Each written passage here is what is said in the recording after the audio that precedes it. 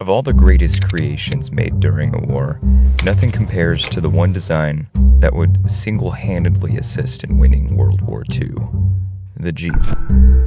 This is how it was designed and built in just 49 days. The year was 1940, and the military urgently needed a light reconnaissance vehicle as war was looming but hadn't completely stepped on America's front porch yet. The U.S. Army issued specifications to 135 companies for a vehicle that should weigh a little over half a ton, around 1,300 pounds. This vehicle needed to be swift and agile. Of the 135 companies contacted, 3 responded within the tight deadline. Willis-Overland and Ford requested more time, which was rejected at first, and the third company made the deadline work for them. The American Bantam Car Company was a struggling car brand based in Butler, Pennsylvania, and they saw this as an opportunity to revitalize their income and reestablish their name as a car manufacturer. So they take the bid and immediately seek outside help from a freelance automotive engineer named Carl Probst, hoping that he can assist in designing the vehicle, but he's hesitant. He's not sure if he's going to be paid, and he only has 5 days to work on this project given the deadline. So Charles Payne, a Bantam executive, personally reaches out to him to express the urgency, and with the help of the U.S. military's patriotic coaxing, he accepts the gig, accepting the fact that he won't be paid at first, just so that they can meet the deadline.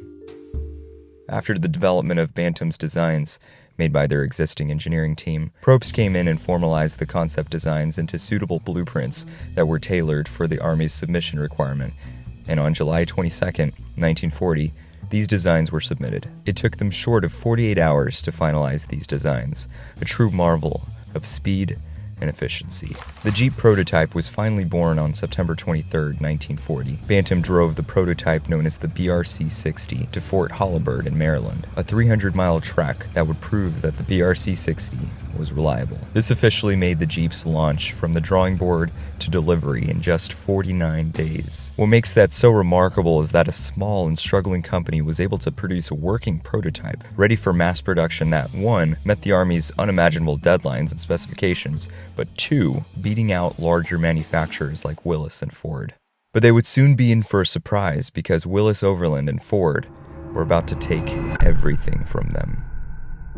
The Army soon realized that Bantam was not able to put up with a huge and demanding task of mass-producing a war vehicle, predominantly due to its morsel of a factory. So in order to gather more submissions from capable companies, the Army decided to extend the deadline, which opened the gates for Willis and Ford to submit their designs, who not only had more time to complete them, but were also given complete access to Bantam's blueprints to work off of.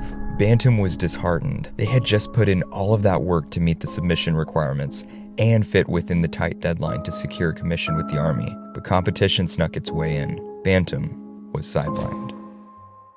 The Willis-Overland rendition of the BRC-60 was delivered on November 13, 1940. Referred to as the quad prototype, it was a 3-seater Jeep paired with a Go Devil 4-cylinder 60-horsepower engine, which, between the 3, was the most powerful. Despite its overall functionality, it had a rudimentary design for its grille, which was made from 2 pieces of welded bars and 9 slots, a more rounded look, similar to the BRC-60. After receiving Willis-Overland's submission, the Army decided to change their requirements to coincide with Willis's prototype. Their Jeep was built with the true agility and power that the Army sought after. Shortly after Willis submitted, Ford delivered their prototype just 10 days after, the Ford Pygmy GP. It had 42 horsepower, built with a modified tractor engine, and featured a 9-slot grille design as well. However, their design resonated with the Army more because of its efficiency and build quality. It was faster and cheaper to produce since it was only a single piece, stamped, flat, and simple.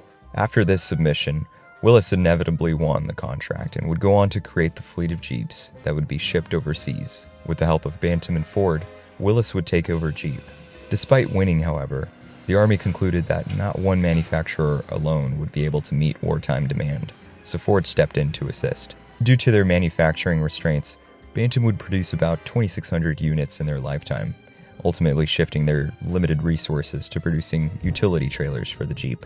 In order for them to proceed with mass production, the Army called for a standardized model that would update Willis's quad prototype and make it more efficient to produce. The MA model was produced as a transitional design, which would lead to the official mass production model known as the Willys MB. Willys standardized everything between the MB and Ford's MB, known as the GPW, from the simplified body design and parts of interchangeability to most notably the stamped grille design, now flat and familiar. Alongside each other, Willys and Ford would produce a combined 643,000 Jeeps, all based on Willys's MB. When the war was over, Willys Overland took over Jeep, but it's important to remember that each company's contribution paved the way for what the Jeep is today.